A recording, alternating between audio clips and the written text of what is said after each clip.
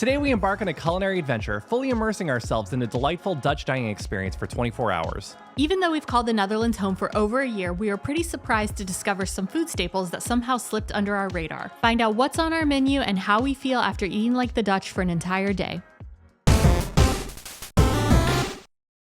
Goedemorgen and welcome back. As with any day, we're starting with breakfast. For me, I've got some brown bread with a little bit of cheese on top and some coffee. You almost spilled it. I know, it's really hot. It's actually burning my fingers. I have a raisin bun with a little bit of cheese on it, which I've actually never had before. Cheers. Cheers. Do I fold this up? We've been in the Netherlands for a little over a year right now, and I'd say that our daily food habits have changed quite a bit since moving here. Breakfasts are a little simpler, and for lunch and dinner, we've been introduced to things like rookworst, Surinamese brooches, and Indonesian food. For today, we're adopting a traditional Dutch diet, which might not sound too adventurous, but there actually are a few firsts for us today. Like this raisin bun with the cheese, which I actually really like. I think this would be my preferred method of eating a cheese sandwich now. It just adds a little bit of something to it. Mm-hmm. I also got you the wheat one. Oh. They had white or wheat. I like the texture too. It's not just the fruit. Mm-hmm. Some other things you might see in a typical Dutch breakfast are bread with butter and hagelslag, untoasted, or bread with peanut butter or jam. You might also see muesli with milk or yogurt. All right, we'll see you in a bit. We're craving something sweet, so we're heading to a local spot that has delicious pretty much everything, but this time we're gonna get some tart and tea. One thing that we've learned is tart or any sweet treat isn't necessarily always treated as dessert. A lot of people have it as a snack in between meals or even for breakfast. Anytime you order a hot drink here, like coffee or tea, you'll get like a little cookie or a treat next to it, and ours was super good. So we asked her what it was, and she said it was the Blondie. So we decided to make the investment in the Blondie. She said it's got a lot of caramel in it. And then Alex got ginger tea with fruit in it. It's got a cinnamon stick. And then I got the green chai tea.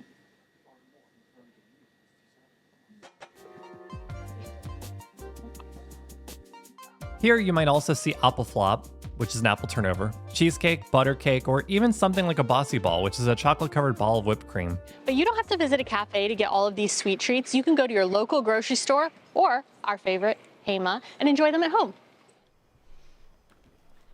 It's time for lunch.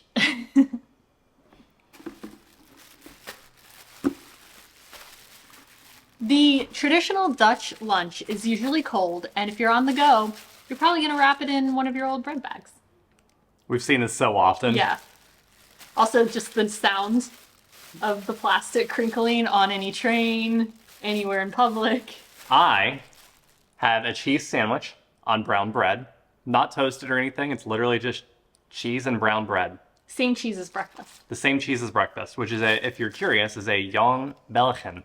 It is. Belgian.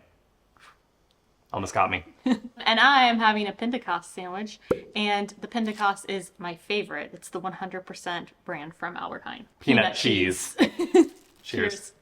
This is another thing that I never ate before moving to the Netherlands. We've made grilled cheese before, so you throw in some American cheese on some bread, toast it up. Very, very tasty. This is just like, I don't know. There's something about this that I like a lot better. It tastes like a meal, whereas like a grilled cheese always felt like I was like eating crap. Part of that's the American cheese, obviously. But there's just something about this that's just very satisfying. My sandwich, I would definitely eat this in a normal time. I'd probably put jelly on it or jam, usually. And your peanut butter in the US would have a lot more sugar in it. The peanut butter here does not have much sugar in it at all. Yeah, it's very like, it's almost savory. Yeah. And well, I have to wash down my bite of my cheese sandwich with another classic Dutch lunch staple, water. Is it customary to share your water with your wife? Yes. Actually, one of our subscribers suggested that if I want to spice up my sandwich, I'm going to add a little bit of honey and a little bit of sambal. Get that like salty, sweet, spicy thing going on. Okay, ready?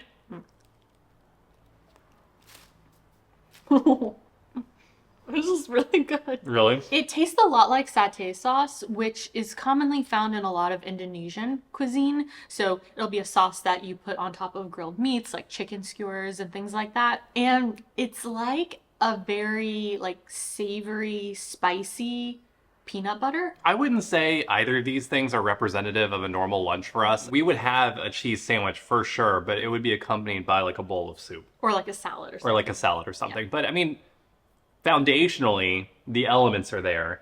It's just there would be something else. Yeah, I've also taken a peanut butter sandwich on the train with me. Other things you might find in a typical Dutch lunch are cold sandwiches like a filet American, or a toastie, which is a warm, toasted and pressed sandwich with cheese and maybe some ham. So Borrel is like a drink and snack event in the evening. So similar to happy hour in the US, where you're going to gather with some close friends, maybe your colleagues, and get a drink or two or three. For our Borrel, we're at the Tide and we got a couple of beers, some bitterballen, and onion rings. I don't think onion rings is like traditional, but it's their specialty here, so we had to get it. Now, when you go to some restaurants, you might see a menu just for Borrel, or even some restaurants only serve Borrel items between 3 and 5 before dinner.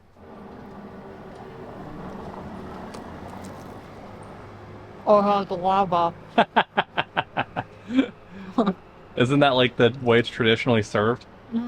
That's meaty. Yeah. Dang. You know what? You've seen us eat bitterballen before, so we'll catch you at dinner. You didn't uncover it. Pretend I didn't do that. A typical Dutch dinner might be the only warm meal of the day, and there's a little bit of a shorthand to help you understand what it usually contains. AVG. Always varieties of groente. A stands for aardappel or potato. V stands for vlees or vis, meat or fish. And then G stands for... You got it right the last time. Groente, or vegetable. So tonight we're having mashed potatoes, green beans, and a little bit of salmon. Ah! Oh.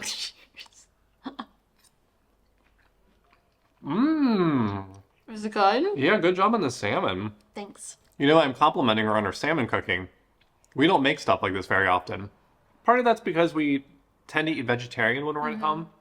But other than the whole having like a meat main, this is actually pretty similar to one of the meals that we would make every day. Yeah, that is very true. But I haven't cooked fish in Oh, it's been a long time. years. This is also very similar to dinners in the United States. Because in the Yes. US, the joke is, or stereotype, is like meat and potatoes.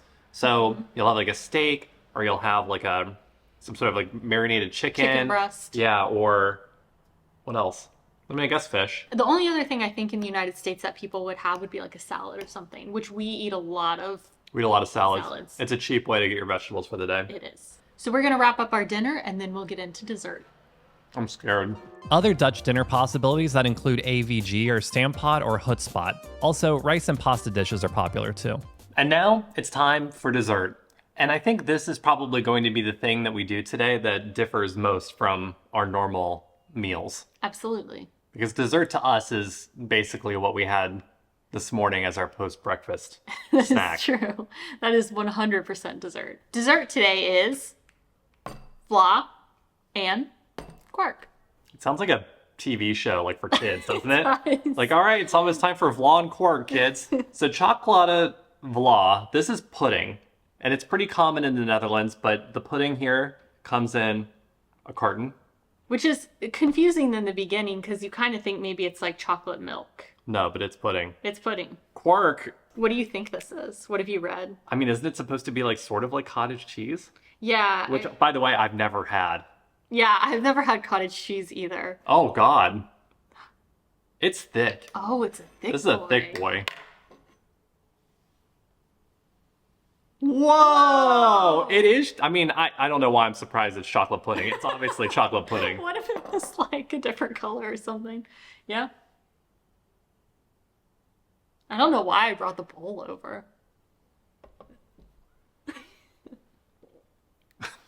It tastes very good. I mean, it's chocolatey.